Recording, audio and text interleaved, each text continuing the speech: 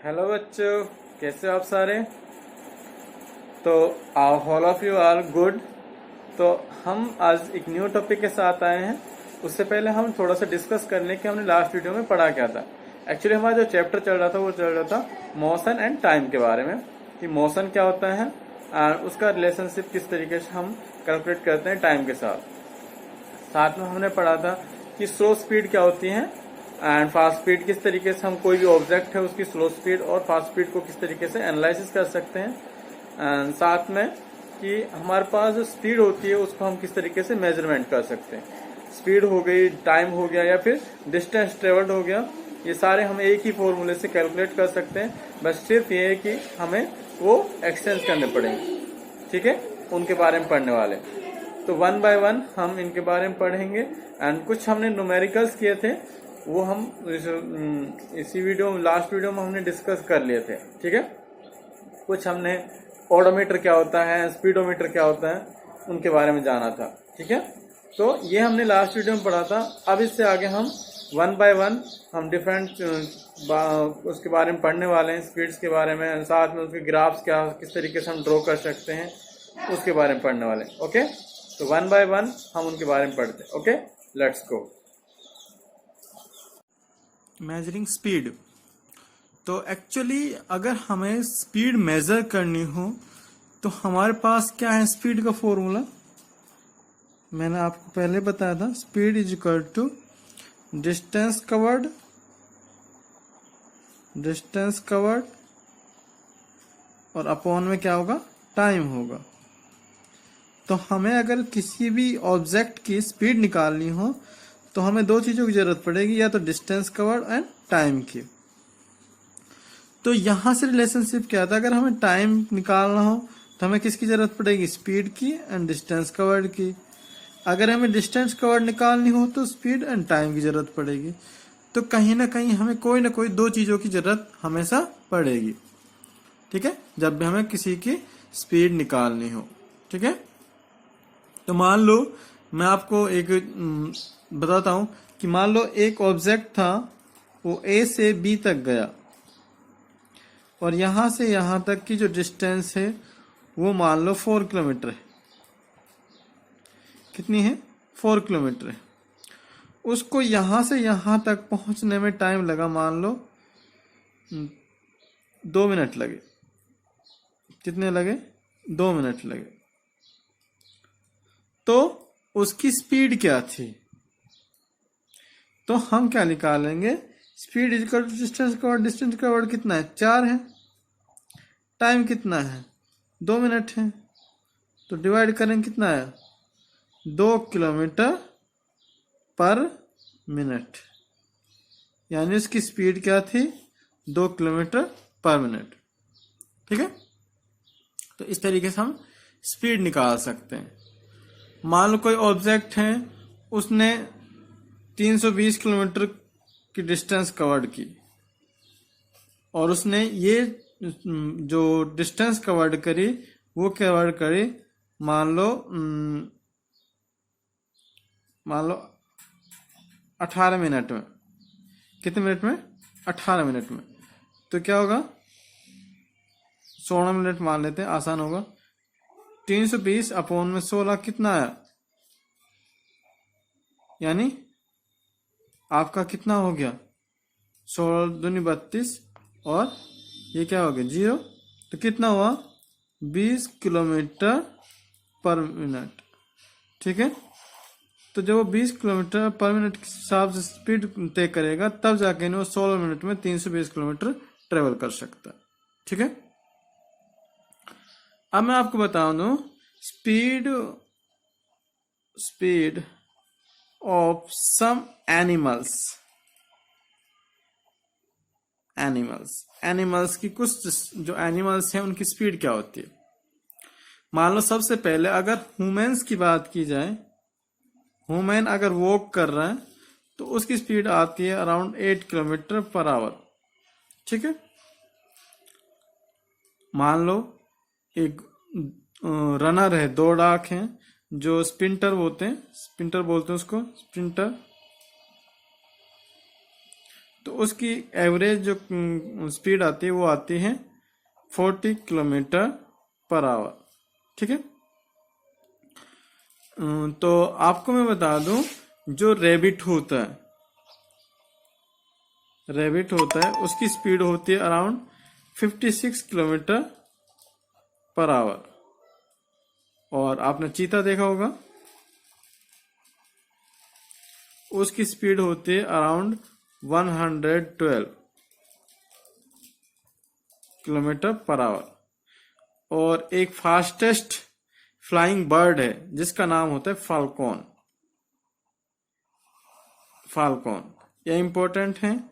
इसकी स्पीड होती है 320 किलोमीटर पर आवर, यानी वो 1 मिनट में 20 किलोमीटर का सफर तय कर जाता है। अभी निकाला ना हमने। ठीक है। यानी 1 घंटे में, सॉरी 20 किलोमीटर नहीं, 1 घंटे में वो 320 किलोमीटर यानी 320 डिवाइड बाय 60। ठीक है। तो अराउंड आएगा हमारा 88.8 मीटर पर सेकंड। अगर हम इसको सेकंड्स में निकालें तो इतना आता है, इतनी स्पीड है उसकी। यानी अराउंड 100 मीटर से भी कम, यानी 80 मीटर पर सेकंड की स्पीड से वो ट्रेवल करता है, इतना फास्ट चलता है। आपने बहुत सारी चीजें देखी होंगी जो सुपर फास्ट ट्रेन्स होती हैं। ठीक है। ट्रेन्स होती हैं, उनकी जो 100 से 150 किलोमीटर पर आवर स्पीड होती है। ठीक है। आपने जो रेसिंग कार्स होती हैं उनकी 225 किलोमीटर पर आवर की स्पीड होती है मैक्सिममली। आपने जो रॉकेट देखा है, जेट होते हैं, जो मिलिट्री जेट होते हैं, मिलिट्री के पास होते हैं, आर्मी के पास होते हैं, उनकी 1500 किलोमीटर पर आवर की स्पीड होती, इतना स्पीड हो सकती है। और आपने जो सैटेलाइट्स होती हैं, स्पेस रॉकेट्स होते हैं। ठीक है। आप देखोगे जो रॉकेट्स लॉन्च होते हैं, सैटेलाइट्स लॉन्च होती हैं, उनकी बहुत तेज स्पीड होती है, यानी 11 किलोमीटर पर सेकंड होती है। 1 सेकंड में 11 किलोमीटर, तो 1 घंटे में कितना हो गया? 40,000 किलोमीटर की स्पीड होती है उनकी, जो आप देखते हो इन जो स्पीड होती है। तो जो ऑब्जेक्ट की स्पीड है,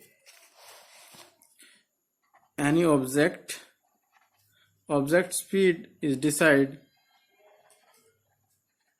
whether it is fast moving or slow moving। ठीक है। ये तेज चल रहा है या फिर स्लो चल रहा है।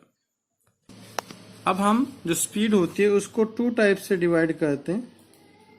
स्पीड होती है उसको 2 टाइप से, on the basis of nature, कह सकते हैं nature of its speed, nature of speed. ठीक है। स्पीड का नेचर कैसा है? तो एक होता है हमारे पास यूनिफॉर्म मोशन,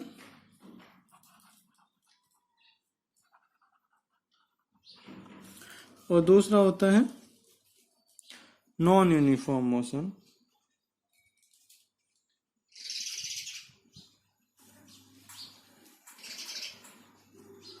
इन दोनों में डिफरेंस क्या है? इसमें भी कोई भी ऑब्जेक्ट स्ट्रेट लाइन में मूव करता है, इसमें भी स्ट्रेट लाइन मूव करता है, बट यहां पे जो स्पीड होती है वो कांस्टेंट होती है।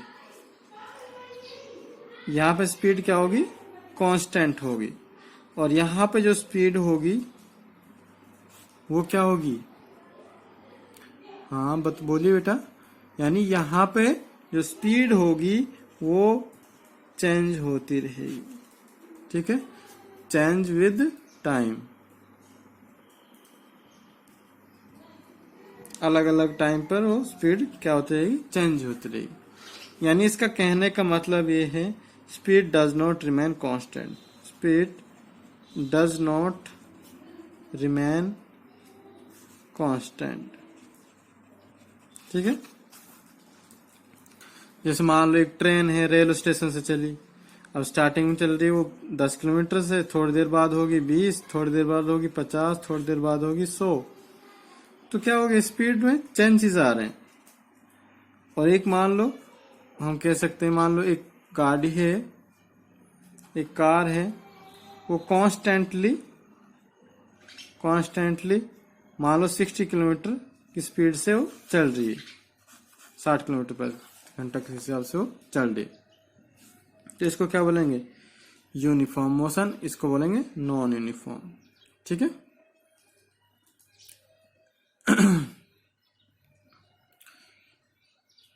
और जो नॉन यूनिफॉर्म मोशन है इसको और दूसरा नाम बोला जाता है एक्सीलरेटेड मोशन। एक्सीलरेटेड मोशन क्या बोला जाता है, एक्सीलरेटेड मोशन। ठीक है, अब हम इसको ग्राफिकली किस तरीके से रिप्रेजेंट करते हैं motion, graphically representation of motion किस तरीके से रिप्रेजेंट करते हैं। मान लो एक ऑब्जेक्ट है, ये क्या है, यहाँ पे टाइम है, यहाँ पे डिस्टेंस है, यूनिफॉर्म है, तो क्या होगा, स्ट्रेट लाइन होगी, स्ट्रेट लाइन ग्राफ आएगा। ये किसके लिए है, यूनिफॉर्म के लिए। ठीक, क्योंकि यहाँ पे स्पीड जो है वो कांस्टेंट, स्पीड क्या है वहाँ पे, कांस्टेंट है, और डिस्टेंस बढ़ रही है, टाइम बढ़ रहा है। ठीक है, बट स्पीड क्या है, कांस्टेंट। अगर कोई ऑब्जेक्ट स्लो स्पीड से चल रहा है तो इस तरीके से आएगा, और ज्यादा स्पीड से जा रहा है तो ये रहेगा, बट आएगा क्या, स्ट्रेट लाइन। अगर हम बात करें नॉन यूनिफॉर्म की, तो वहां पे इस तरीके से आएगा, यहाँ पे डिस्टेंस होगी, यहाँ पे टाइम होगा, ये मूव किया, इंक्रीज हो रहा है, यानी टाइम बढ़ रहा है, डिस्टेंस क्या हो रही है, टाइम थोड़ी बाद कांस्टेंट हो रहा है, फिर डिस्टेंस क्या हो रही है, बढ़ रही है, बट स्पीड क्या है, कांस्टेंट नहीं है, वो चेंज हो रही है। ठीक है, टाइम के साथ। तो ये क्या आएगा आपका, नॉन यूनिफॉर्म।